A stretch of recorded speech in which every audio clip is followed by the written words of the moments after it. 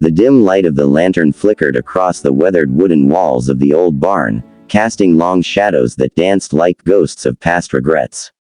Her breath came in shallow bursts, pressed against the rough-hewn post where his rope had loosely bound her wrists, not tight enough to bruise, but enough to remind her she'd asked for this. The scent of hay and leather hung heavy in the air, mingling with the faint musk of his skin as he leaned in close, his calloused fingers tracing the line of her jaw. "You'll hurt me again, won't you?" she murmured, her voice barely above a whisper, laced with that familiar mix of fear and hunger. Her eyes, dark and searching, locked onto his beneath the brim of his hat. The cowboy's lips curved into a slow, dangerous smile, his breath warm against her ear. "You asked for it rough," he whispered back, the words rumbling low like thunder rolling across the plains. She shivered, not from cold, but from the memory of every time before, the way he'd taken her hard and unrelenting, leaving marks that faded slower than the ache in her chest. He was all sharp edges and quiet storms, a man who spoke more with his hands than his mouth, and she'd fallen into him like a moth to flame, knowing full well she'd get burned. His hand slid down her throat, firm but deliberate, thumb pressing just enough against her pulse to feel it race. She arched into the touch despite herself, her body betraying the war in her mind. This was the dance they always did, her pulling away, him pulling her back harder, until the line between pain and pleasure blurred into something neither could name. He stepped closer, his belt buckle cold against her hip as he pinned her with his weight. The rough denim of his jeans scraped against her bare thighs where her skirt had ridden up, and she gasped when his other hand gripped her waist, fingers digging in with that possessive force she both craved and feared. "Tell me to stop," he growled, voice gravel rough, daring her the way he always did. But she didn't. She never did. Instead, her lips parted, a soft whimper escaping as he yanked her head back by her hair, exposing the column of her throat. His mouth descended, teeth grazing skin before biting down, not gentle, never gentle with him. The sting bloomed sharp and immediate, and she felt it echo straight between her legs, heat pooling low and insistent.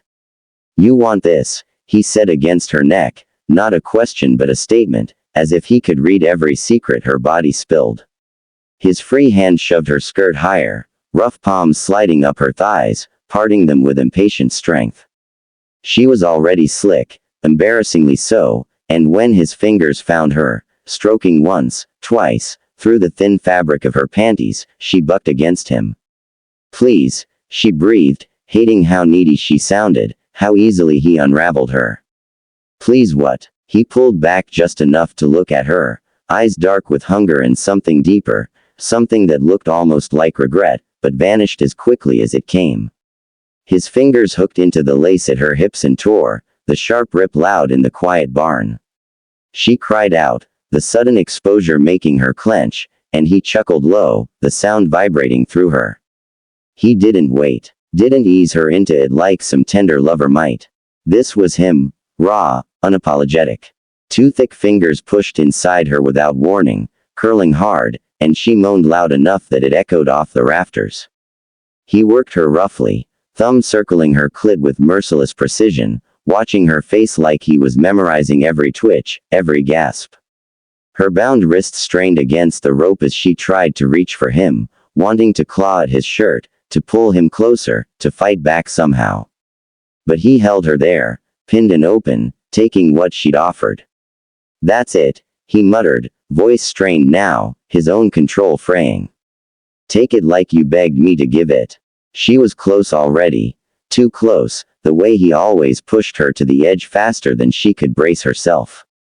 Her hips rolled against his hand, chasing the pressure, the burn, the overwhelming flood of sensation. When he added a third finger, stretching her, the sting of it sent sparks behind her eyes, and she bit down on her lip to keep from screaming. He leaned in again, mouth at her ear. "You're gonna come for me just like this," he ordered, curling his fingers deeper, hitting that spot that made her vision blur. "And then I'm gonna fuck you so hard you'll feel me for days." The words unraveled her. She shattered around his fingers, thighs trembling, a broken cry tearing from her throat as pleasure crashed over her in waves. He didn't let up, drawing it out until she was sobbing with overstimulation, tears pricking at the corners of her eyes. Only then did he pull his hand away, bringing his fingers to his mouth and licking them clean while she watched, dazed and panting. The sight of it, crude, intimate, sent another pulse of heat through her spent body.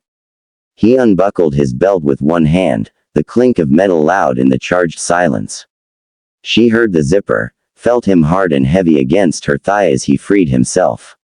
No hesitation, no softness. He lifted her leg, hooking it over his hip, and thrust into her in one brutal stroke.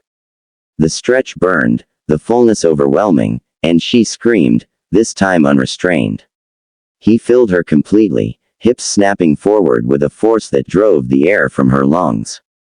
The post creaked behind her as he set a punishing rhythm, each thrust deeper, harder, like he was trying to brand himself inside her.